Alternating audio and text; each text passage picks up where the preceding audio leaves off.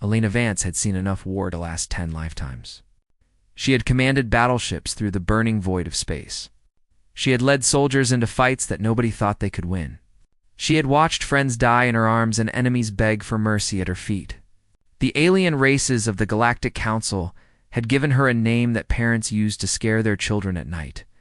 They called her Baba Yaga, the monster in the dark, the woman who came for those who hurt humanity, but all of that was finished now. Alina had put away her uniform 5 years ago. She had left behind the medals and the memories and the nightmares that came with them. Now she lived on a small colony world called Haven's Rest, in a wooden cabin beside a quiet lake surrounded by tall pine trees. She was 62 years old. Her hair had gone gray. Her body carried the scars of 100 battles. She wanted nothing more than peace. Her only friend in the world was a dog named Led. Scout was a German shepherd with a graying muzzle and wise brown eyes. Alina had found him during her last mission, hiding in the rubble of a bombed settlement. He had been just a puppy then, shaking with fear, covered in dust and blood that was not his own. Something in his eyes had reached into Alina's heart and refused to let go. She had carried him out of that ruined place, and he had been with her ever since. Now, Scout was old, like her. He moved slowly and slept a lot.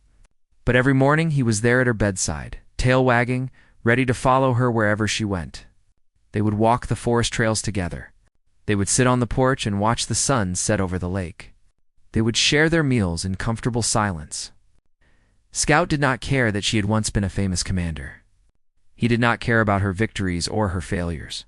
He only cared that she was his person, and he was her dog. Alina had stopped talking to most people. The colonists on Haven's Rest knew who she was. They whispered about her in the market and pointed at her when they thought she was not looking. But they left her alone. Maybe they respected her privacy. Maybe they were afraid of her. Alina did not care either way. She had Scout. She had her books and her fishing rod and her quiet life. That was enough one cool autumn morning.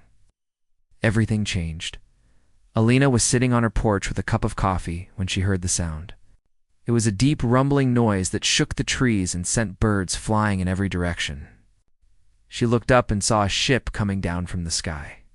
It was a Galactic Council enforcement vessel, sleek and silver, with the symbol of the United Alien Races painted on its hull. The ship landed in the meadow in front of her cabin. Crushing the wildflowers beneath its weight, Scout stood up and began to growl. Alina put a hand on his head to calm him, but she felt her own heart beating faster. The council had no business here. She was retired. She was nobody now.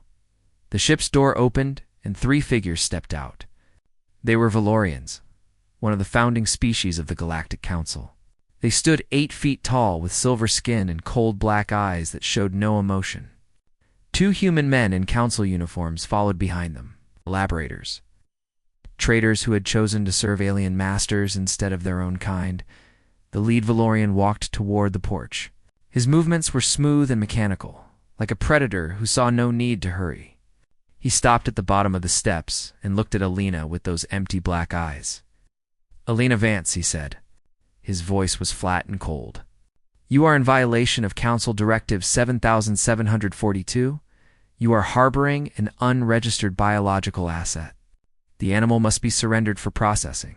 Alina felt something cold settle in her stomach. "His name is Scout. He is my dog. He is not an asset. All fauna on colony worlds must be cataloged and approved by council authorities. This creature was never registered in our system. It will be taken and processed according to standard procedures." "What does processing mean?" The Valorian's face did not change. "Termination and disposal." Alina stood up slowly. Scout pressed against her leg, still growling. "No, this is not a request, human. This is a lawful order under Galactic Council authority." "You will comply," I said no. One of the human collaborators stepped forward. He was young, maybe 25, with a soft face and nervous eyes. "Ma'am, please, just let us take the dog. It is easier for everyone if you cooperate. Step away from my property." "Ow." The young man reached for Scout's collar. Alina moved without thinking.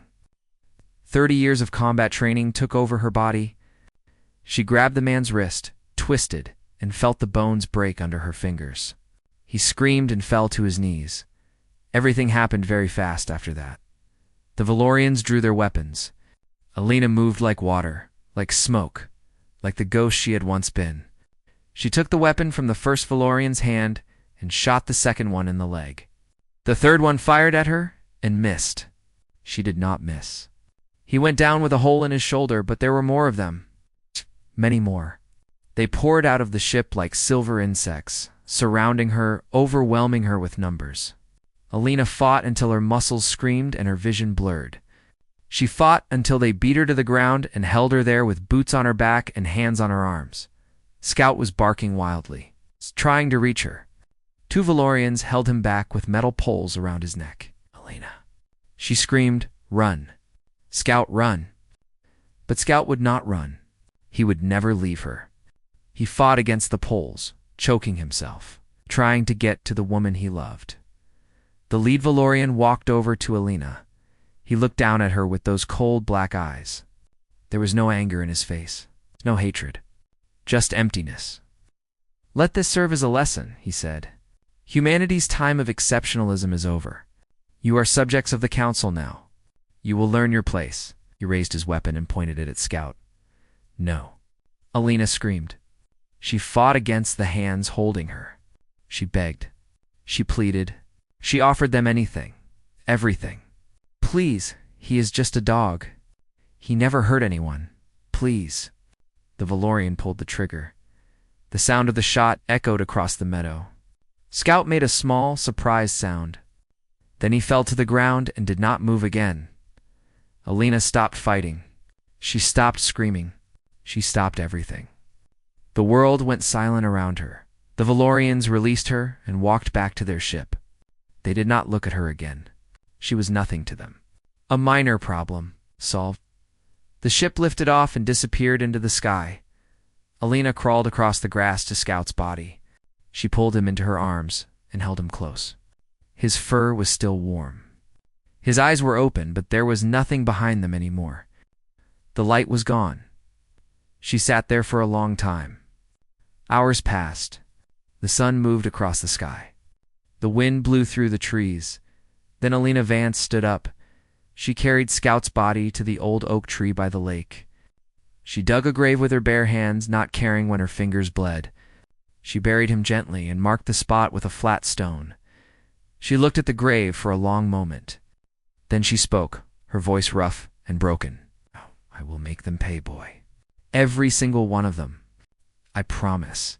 She walked back to her cabin and opened a locked box she had not touched in 5 years. Inside was her old uniform, her service weapon, and a list of names. Alina Vance put Scout's worn leather collar in her pocket. Then Baba, Yaga, began to plan. The first person Alina called was a man named Danny Cole. Danny had been a pilot in her fleet during the Proxima Uprising. Back when humanity was still fighting for its right to exist among the stars, he was a small man with quick hands and a crooked smile. Born in the dust-covered colonies of Mars, he could fly anything with an engine, and had a talent for getting into trouble and getting out of it again. He had saved Elena's life twice during the war. She had saved his 3 times. After a while, they had stopped counting. Danny answered on the second ring. His voice was rough with sleep. "Who is this? Do you know what time it is?" "It is Alina." There was a long pause. When Danny spoke again, all the sleep was gone from his voice. "Vance, holy hell. I thought you were dead, or living in a cave somewhere, talking to trees. I need a ship, Danny. What kind of trouble?" Alina looked out her window at the meadow where Scout had died. The grass was still stained with his blood. The kind of trouble that ends with the Galactic Council learning what happens when you hurt the wrong person. Danny was quiet for a moment. Then he laughed. It was a hard, sharp sound, like a blade being drawn from its sheath. "Well, damn. I've been waiting 5 years for this call. Where do you need me?" Alina gave him the coordinates of a meeting point and ended the call. The second person she called was Dr. Maria Santos. Maria had been an intelligence officer during the war, a small woman with gentle eyes and a mind like a razor blade. She had designed interrogation methods that made hardened criminals weep like children. She had broken enemy codes that entire teams of computers could not crack. After the war, she had retired to Earth to run a small medical clinic. She said she wanted to heal people instead of hurting them. Alina had understood. Maria's face appeared on the screen. She looked older than Alina remembered, with gray streaks in her black hair and tired lines around her eyes. But her gaze was still sharp and clear. Alina, Maria said. Her voice was warm but careful. It has been a long time. I need information, Maria. Everything you can find on Council Directive 7742 and the enforcement officers assigned to the Haven's Rest Sector. I need names. I need locations. I need their daily schedules. That information is classified at the highest levels. Breaking into those systems would be extremely dangerous. I know. Maria studied Elena's face through the screen. What happened? Elena's hand went to her pocket, where Scout's collar rested against her leg. They killed my dog. The silence stretched between them. Elena watched something change in Maria's eyes. The gentle doctor disappeared. The intelligence officer returned. I will have everything you need within 6 hours, Maria said coldly. Make them suffer, Elena. The connection ended. The third person Elena called was a man who did not officially exist. His name, or at least the name Elena knew him by, was Victor Gray. He had been a special operations soldier during the war. The kind of soldier whose missions never appeared in any official record. He moved through enemy territory like a shadow, completing objectives that no one would ever know about. After the war, he had disappeared into the criminal underworld. He ran weapons and information to whoever could pay his price. But he had rules. No children. No slavery. No dealing with species that practiced genocide. He owed Elena a debt from the war. She had never called it in. Until now, Victor's voice was rough when he answered, like stones grinding together. Commander, I wondered when you would reach out. I need weapons, Victor. Military grade.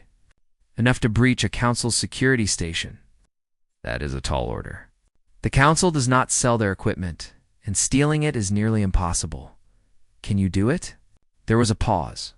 For you? Yes, but I need you to understand something, Vance. The council does not forgive. You hit them, and they will hunt you across every system in the galaxy. They will not stop until you are dead. Lena thought of Scout's warm body in her arms, his eyes empty and still. The sound of the shot that took him from her. Let them try, she said. Victor made a sound that might have been a laugh. I will have your gear ready in 3 days. Same place as the old drop point. Same place. Alina ended the call and sat in the silence of her cabin. The fire had gone out in the fireplace. Scout's bed was still in its usual spot, empty and cold. His water bowl sat by the door, still half full. She stood up and walked through the cabin, looking at all the small signs of the life she had built here. The fishing rods by the door, the books stacked on the shelf, the old blanket on the couch where Scout used to sleep on cold nights. She picked up the blanket and held it to her face. It still smelled like him. Like wet dog and forest and home, Alina let herself cry then for the first and last time. She let the tears come, let the grief pour out of her like water from a broken dam. She cried for Scout. She cried for the quiet life she was about to leave behind. She cried for the person she was going to have to become again when the tears stopped. She folded the blanket carefully and placed it on the couch. Then she walked to her bedroom and pulled out the old military bag she had stored under her bed. She began to pack. 3 days later, Alina stood in a rusted warehouse on the dark side of a moon that had no name. Danny was there, leaning against a battered cargo ship that looked like it should have been scrapped years ago. The wandering star, Danny said, patting the hull with affection. She does not look like much, but I have spent the last 5 years making her into something special. Military-grade engines hidden under civilian plating. A cloaking system I borrowed from a council shipyard. She is fast, quiet, and mean as hell.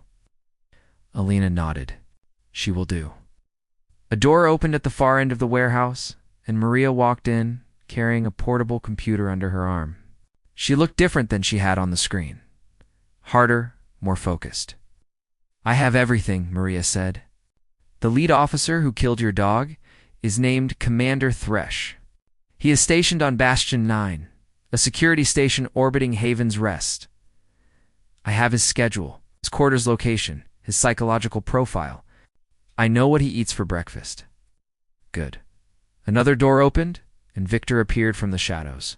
He was a big man, broad across the shoulders, with a face that looked like it had been carved from stone. He was pushing a hovercart loaded with cases. Plasma cutters, Victor said, opening the first case. Neural disruptors. Tactical armor. Enough firepower to take on a small army? He looked at Alina with something like respect. The old network has been waiting for someone to wake up, Commander. The peace with the Council has been a lie from the start. They treat humans like servants. They take our resources, our technology, our dignity. People are angry. They just needed someone to show them it was okay to fight back. Lena looked at her three old friends. Danny with his quick smile and steady hands. Maria with her sharp mind and cold determination. Victor with his strength and his shadows. This is not a war, Alina said quietly. This is personal. They took something from me, and I am going to take something from them. Anyone who stands with me might not come back. I need you to understand that. Danny shrugged. I have been bored for 5 years, Commander. I could use some excitement. Maria's eyes were hard. They killed an innocent creature to make a point. They need to learn that humanity does not accept such lessons quietly. Victor simply nodded. You saved my life during the war. You gave me a chance when no one else would. I am with you until the end. Lena felt something warm spread through her chest. It was not happiness. It was something older and fiercer. It was purpose. She reached into her pocket and pulled out Scout's collar. The worn leather was soft against her fingers. The simple metal tag caught the light. Shh. Then let us begin, she said. They boarded the wandering star and lifted off into the darkness between the stars. Behind them, the nameless moon grew small and disappeared. Ahead of them, a reckoning was waiting. Bastion 9 hung in the darkness of space like a metal spider waiting for prey. It was massive, a fortress of steel and weapon systems, bristling with gun turrets and sensor arrays that could detect a ship from 1,000,000 kilometers away. 300 Galactic Council personnel worked inside its walls. It was considered one of the most secure installations in the sector. In 200 years of operation, no one had ever successfully attacked it. Alina Vance was about to change that. The wandering star drifted through the void with its engines cold and its lights dark. Danny had brought them in along a path that Maria had calculated using stolen council data. A narrow corridor where the station's sensors overlapped and created blind spots. It was like threading a needle in the dark while wearing gloves, but Danny made it look easy. His hands moved across the controls with the gentle precision of a musician playing an instrument he had known all his life. Coming up on the auxiliary port, Danny said quietly. According to Maria's data, they only check this dock once every 6 hours. We have a window of about 40 minutes. Lena nodded. She was already suited up in the tactical armor Victor had provided. A matte black suit that absorbed light and made her look like a piece of the darkness itself. Her weapons were strapped to her body, plasma cutter on her hip, neural disruptor on her back, a combat knife in her boot. Maria, status on their internal communications. Maria's voice came through the earpiece, calm and professional. I have access to their security network. I can see their patrol routes in real time. Commander Thresh is currently in the command center, reviewing weekly reports. He will be there for at least another hour. Good, Victor. What about the exit? Victor's deep voice rumbled in her ear. He was staying on the ship with Danny, ready to provide support if things went wrong. I have programmed 3 emergency extraction points into your suit's navigation system. If you get in trouble, just follow the green light. The ship docked with a soft thump. Alina stood in the airlock waiting for the seal to complete. Alina. Danny's voice was serious now, all the humor gone. Be careful in there. These are not the enemies we used to fight. The Valorians are cold, calculating, and they do not make mistakes. Neither do I. The airlock opened, and Alina stepped into the station. The corridors of Bastion 9 were clean and white and smelled like recycled air. Alina moved through them like a ghost, her footsteps silent on the metal floor. The neural disruptor in her hand hummed softly, ready to drop anyone who crossed her path. The first guard appeared around a corner without warning. He was human, one of the collaborators, wearing a council uniform and carrying a standard patrol weapon. His eyes went wide when he saw the black armored figure standing before him. What the Alina fired before he could finish. The neural disruptor made no sound. It's just a faint pulse of energy that hit the guard in the chest and sent him crumpling to the floor. He would wake up in a few hours with a terrible headache. But he would wake up. Alina stepped over his body and continued forward. She encountered 7 more guards on her way to the command center. 2 of them were Valorians, who reached for their weapons the moment they saw her. They were fast, but Alina was faster. She had been trained by the best soldiers humanity had ever produced. And she had spent 30 years turning that training into instinct. The Valorians went down without firing a shot. The other guards were human. Some of them tried to fight. Some of them tried to run. None of them succeeded. Alina left them all unconscious on the floor, their bodies scattered through the corridors like fallen leaves. She reached the command center doors and paused. Accordi. In G to Maria's information, there would be at least 10 personnel inside, including Commander Thresh himself. The doors were reinforced, designed to withstand a direct assault. Alina pulled the plasma cutter from her hip and activated it. A blade of white-hot energy sprang from the device, bright enough to hurt her eyes even through her helmet's filters. She pressed it against the door and began to cut. The metal melted like butter. Alarms started screaming throughout the station, red lights flashing in the corridors. Alina ignored them. She was beyond caring about stealth now. The door fell inward with a crash, and Alina stepped through. The command center was a wide, circular room filled with screens and control panels. 10 personnel stood at various stations, their faces frozen in shock and fear. At the center of the room, seated in a tall chair that looked almost like a throne, was Commander Thresh. He was exactly as Alina remembered, tall and silver, with those empty black eyes that showed no emotion. He looked at her as if she were an insect that had somehow crawled into his presence. "You," he breathed. "Me." The guards in the room reached for their weapons. Alina moved like water flowing downhill, natural and unstoppable. She fired the neural disruptor again and again, dropping bodies before they could get their guns aimed. Within seconds, only Thresh was left standing. He reached for the sidearm at his hip. Alina shot him in the hand. Thresh screamed. A high and terrible sound that did not seem like it could come from such a cold creature. He fell to his knees, clutching the burned stump where his hand had been moments before. Silver blood pooled on the floor beneath him.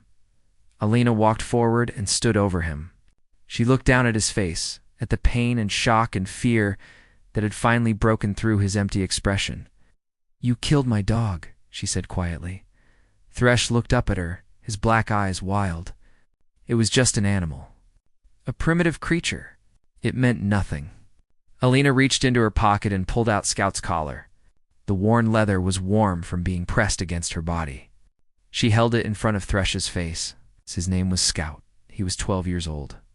He was afraid of thunderstorms, and he liked to chase butterflies, and he slept at the foot of my bed every night. He was the only thing in this entire galaxy that I still loved. She leaned closer, her voice dropping to a whisper. "And you took him from me. For a directive. For paperwork. Because you could." Thresh was shaking now, his silver skin pale and slick with sweat. "Please, the council will negotiate. We can make reparations. Credits, property, anything you want. Just name your price." Alina stood up straight and looked at him for a long moment. The room was silent except for the wailing of the alarms and Thresh's ragged breathing. "I want him back," she said finally. "Can you give me that?" Thresh had no answer. His mouth opened and closed, but no words came out. Alina raised her weapon. "I did not think so." She shot him through the head. The body fell backward and lay still. Alina stood over it for a moment, feeling nothing. Not satisfaction. Not relief. Just a cold. It's an empty space where her grief had been. She walked to the station's communication console and activated the broadcast system. Her voice would reach every council frequency in the sector. "This is Elena Vance, commander of the 7th Fleet, the Butcher of Proxima. Baba Yaga." She paused, looking at Scout's collar in her hand. "You killed my dog. You thought I was retired? You thought I was broken? You thought I was someone you could push around without consequences." Her voice hardened into something sharp and cold. "We're wrong. I am coming for every officer who signed that directive. Every administrator who approved it. Every council member who decided that humanity's companions were disposable. I am coming for all of you. And nothing in this galaxy will stop me." She ended the transmission and walked back through the corridors to the wandering star. Behind her, Bastion 9's alarms screamed into the void when she reached the ship. Danny was waiting at the airlock with wide eyes. "The entire sector is going crazy. Every council ship within 10 light years is heading this way. Then we should leave." Danny nodded and ran for the cockpit. Elena followed, strapping herself into a seat as the ship disconnected from the station and began to move. Maria's voice came through the speakers. "That was quite a message, Elena. The council is officially terrified. They have already declared you the most wanted criminal in the galaxy." Elena looked at Scout's collar in her hand. The metal tag caught the light from the cockpit displays. "Good," she said. "Let them be afraid. They should have thought about that before they hurt what was mine." The wandering star jumped to faster than light speed and disappeared into the darkness. Leaving chaos behind, the Galactic Council responded to the attack on Bastion 9 with overwhelming force. They declared Elena Vance a terrorist and placed a bounty on her head large enough to buy a small planet. They deployed 3 battle fleets to hunt her down. Thousands of ships spreading across the sector. It's like a net designed to catch a single fish. They found nothing. Elena had spent 30 years learning how to disappear. She knew the smuggler routes that wound through dead systems where no one ever looked. She knew the hidden stations built into asteroids and abandoned moons. Places where questions were never asked and credits spoke louder than laws. She knew how to become a ghost, and ghosts were very hard to catch. But Elena was not content to simply hide. Hiding was not revenge. Hiding did not make them so pay for what they had done, so she hunted them instead. The first target after Bastion 9 was Administrator Collins, a human woman who had signed Directive 7742 into law. She lived on a luxury station in the Vega system, surrounded by guards and security systems that should have made her untouchable. Elena walked into her bedroom at midnight and woke her up with a tap on the shoulder. Collins screamed when she saw the dark figure standing over her bed. She reached for the panic button on her nightstand. Elena caught her wrist. "You signed a directive that allows council forces to kill pets without warning or cause," Elena said quietly. "How many animals have died because of that signature?" Collins was shaking so hard her teeth were chattering. I do not know. Hundreds, maybe thousands. But I had no choice. The Valorians demanded it. They said it was about population control." "It was about control," Elena agreed. "Just not the kind they told you about. It was about showing humans that nothing they love is safe, that the council can take anything from them whenever they want." She leaned closer. "But you helped them do it. You put your name on that piece of paper and made it legal." "Please," Collins whispered. "Please do not kill me." Lena looked at her for a long moment. Then she stepped back. "I am not going to kill you. I am going to let you live so you can spend the rest of your life knowing what you helped do. But you are going to resign from your position tomorrow. You are going to tell the press exactly what Directive 7742 was really about. And if you ever sign another document that harms innocent creatures, I will come back." She disappeared into the shadows before Collins could respond. The next morning, Administrator Collins held a press conference and tearfully admitted everything. The story spread across the human colonies like wildfire. For the first time, people began to question what the Council's true intentions were. Word of Elena's mission spread through human space. Veterans of the old wars reached out to her, soldiers who remembered what she had done for humanity during the dark years. They had never forgotten the sacrifices made before the peace treaty was signed. They had seen how the council treated humans as second-class citizens, and they were tired of it. Lieutenant Kevin Brooks found them first. He was a demolitions expert from the Tau Ceti colonies, a quiet man with sad eyes who had lost his entire squad to a council peacekeeping operation that had been anything but peaceful. He brought expertise in explosives and a burning desire to see the council humbled. Sergeant Laura Martinez joined them at the Kepler waypoint. She was a sniper who had been dishonorably discharged from the military for refusing to fire on human protesters during a council-ordered crackdown. Her hands were steady, her aim was perfect, her hatred for the council was absolute. Commander Patrick Sullivan arrived with 12 loyal crew members and a stolen frigate called the Iron Promise. He had been a destroyer captain before the council decommissioned his ship and scrapped it without warning. He was old and gray and walked with a limp. But his mind was still sharp, and his hatred burned hot. They called themselves the Reckoning. Over the following months, they struck at council targets across the sector, supply depots that kept enforcement stations running, communication relays that allowed the council to coordinate their forces, research facilities where alien scientists studied human biology for purposes that no one wanted to think about too closely. Each strike was surgical, precise, and devastating. Alina did not believe in wasted effort. Every attack had a purpose. Every target had earned their fate. The council grew desperate. They deployed their finest hunters. A Valorian kill team called the Silver Hand. These were the elite among the elite. Soldiers who had never failed a mission in 200 years of operations. They tracked the Reckoning across half the galaxy. Following the trail of destroyed stations and terrified administrators, they finally caught up with Alina and her people at an abandoned mining station in the Orion Reach. The battle lasted 6 hours. The Silver Hand was good. They were fast and strong, and fought with the cold precision that made Valorians so dangerous. But Alina had something they did not. She had people who believed in what they were fighting for. She had soldiers who would rather die than let their commander fall. When it was over, 11 members of the Silver Hand were dead. The 12th was wounded but alive. His silver blood staining the metal floor of the station, Alina stood over him, her armor scorched and battered, a cut on her forehead, dripping blood into her eyes. "You're going to deliver a message to the council for me," she said. The wounded Valorian looked up at her with hatred in his black eyes. "I would rather die, I know. That is why I am letting you live. Tell them Baba Yaga is still coming. Tell them this ends only one way." She turned and walked away, leaving the Valorian to crawl back to his extraction point. The galaxy watched in terrified fascination as the conflict escalated. News networks broadcast stories about the human terrorist who was bringing the mighty Galactic Council to its knees. Some called Alina a monster, a danger to the peace that had been so carefully built. Others called her a hero, a symbol of resistance against alien oppression. The truth was simpler than any of them understood.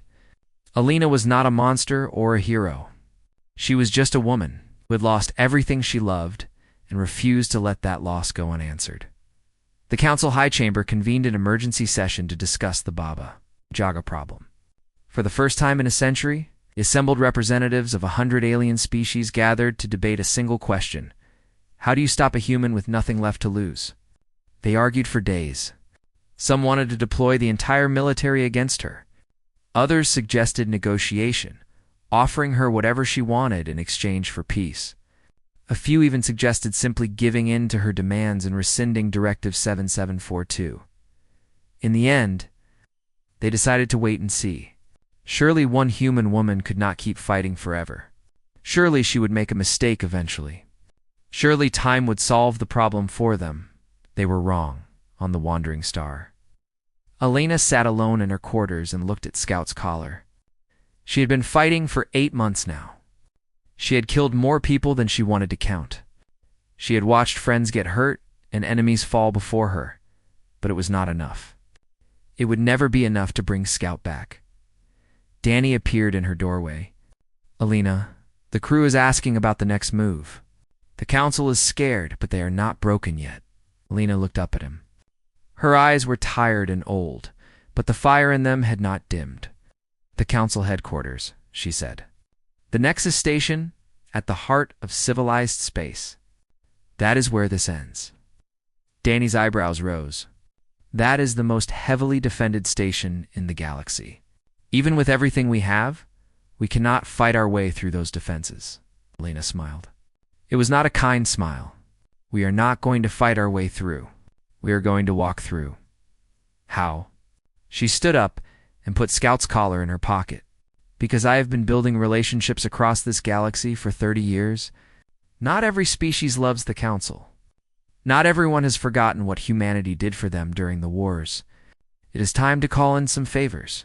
She walked past Danny toward the cockpit, where the rest of her crew was waiting. Set a course for the Nexus, she said. It is time to end this. The wandering star turned toward the heart of the galaxy and began to fly. The Nexus was the heart of galactic civilization, a station so vast it could be seen from 1,000 light-years away. It hung in the darkness of space like a metal flower, its petals spreading outward to house millions of inhabitants from 100 different species. The Galactic Council ruled from its central spire, making decisions that affected every corner of known space. It was protected by the largest fleet ever assembled. Thousands of warships bristling with weapons that could crack planets. Like eggs. Alina Vance was going to walk through the front door. The Wandering Star approached the Nexus along a carefully plotted course. Around them, Council warships moved into position, their weapons trained on the small cargo vessel. Any other ship would have been destroyed immediately. But Alina had called in her favors. A Threskin, destroyer captain, who owed Alina his life during the Proxima uprising, suddenly experienced a navigation malfunction that left a gap in the patrol grid. A Valorian communications officer whose daughter, Alina had saved from a terrorist attack, accidentally broadcast the wrong coordinates to his squadron. A dozen small acts of rebellion, invisible to the Council, but perfectly timed, opened a path through the most heavily defended region in the galaxy. Danny guided the ship through the chaos with steady hands. I cannot believe this is working. 30 years of doing the right thing, Alina said quietly. It builds up. They docked at a commercial port on the lower levels of the station. Alina checked her weapons one last time and looked at her crew. Danny, Maria, Victor, and the 24 soldiers who had followed her across the stars. They had fought beside her for months. Some of them had died for her cause. The ones who remained were loyal beyond question. This is the end, she told them. Whatever happens in there, I want you to know that I am grateful for everything you have done. You gave me a chance to make things right. Kevin Brooks shook his head. We did not do it for you, Commander. We did it for every human who has been pushed around by the Council. You just showed us it was possible to push back. Lena nodded and turned toward the airlock. Hold the docking bay. I am going in alone. Alone. Maria's voice was sharp with concern. That is suicide. Maybe, but this is personal. It always has been. I do not want anyone else to die for my grief. Victor stepped forward and pressed something into her hand. It was a small emergency beacon. If things go bad, press this. We will come get you, no matter what. Alina put the beacon in her pocket next to Scout's collar. Then she walked out of the ship and into the Nexus. The station's corridors were wide and filled with beings from across the galaxy. Alina walked among them like a shadow, her dark clothing helping her blend into the crowds. No one looked twice at the gray-haired human woman moving with quiet purpose toward the central spire. Security checkpoints blocked the path to the Council chambers. Alina bypassed the first three using access codes that Maria had stolen from Council databases. The fourth checkpoint required biometric verification. Alina dealt with it differently.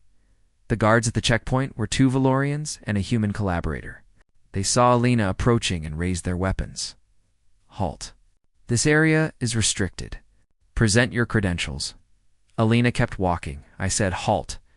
She moved like lightning, faster than anyone her age should be able to move. Her hand caught the first Valorian's weapon and turned it against the second. Both of them went down before they could fire. The human collaborator tried to run. Alina caught him by the collar and slammed him against the wall, the council chambers. Which way? Please do not kill me. I am not going to kill you. Which way? The collaborator pointed with a shaking hand. Alina dropped him and continued forward. More guards tried to stop her. More guards failed. Alina fought through them like a force of nature, unstoppable and relentless. She was wounded in a dozen places, her blood leaving a trail on the polished floor, but she did not slow down. She had come too far to stop now. The doors to the high chamber were enormous, carved from metal that had been mined from the core of a dead star. They were designed to withstand anything short of a nuclear explosion. Alina placed her last plasma charge against the lock and stepped back. The explosion shook the entire spire. When the smoke cleared, the doors were hanging from their hinges. Alina Vance walked into the most powerful room in the galaxy, the high chamber, a circular space filled with light from 1,000 floating crystals. 12 podiums rose from the floor in a ring, each one occupied by a representative of the Council's founding species. Valorians and Thruskans and beings whose names Alina had never bothered to learn. They ruled the galaxy from this room. They decided the fate of billions with a show of hands. They stared at Alina in shock and horror as she walked to the center of the chamber. Security forces rushed in behind her, but Alina had already pulled a device from her pocket and held it up for everyone to see. "This is a dead man's switch connected to explosives planted throughout the station," she said calmly. "If I release this trigger, the Nexus dies. Everyone on board dies. Your precious council dies." It was a lie. There were no explosives. But they did not know that. The guards froze. The council representatives began to shout and argue among themselves. Alina waited until the noise died down, then spoke again. "I am not here to destroy you. If I wanted that, I would have done it already. I am here to deliver a message." She pulled Scout's collar from her pocket and held it up. "You killed my dog. You sent soldiers to my home on a peaceful colony world. And you murdered an innocent creature because he was not registered in your database. You did it to prove a point. To show humanity that we are nothing, that everything we love can be taken from us on a whim." Her voice echoed through the chamber, calm and cold. "We are not nothing. Humanity has been part of this galaxy for 300 years. We have fought your wars. We have built your stations. We have bled and died to protect civilizations that do not even consider us equals. And in return, you treat us like servants. You take our resources. You restrict our movements. You kill our companions." She looked at each council representative in turn. "That ends today." The Valorian representative spoke, his voice trembling with barely controlled fear. "What do you want?"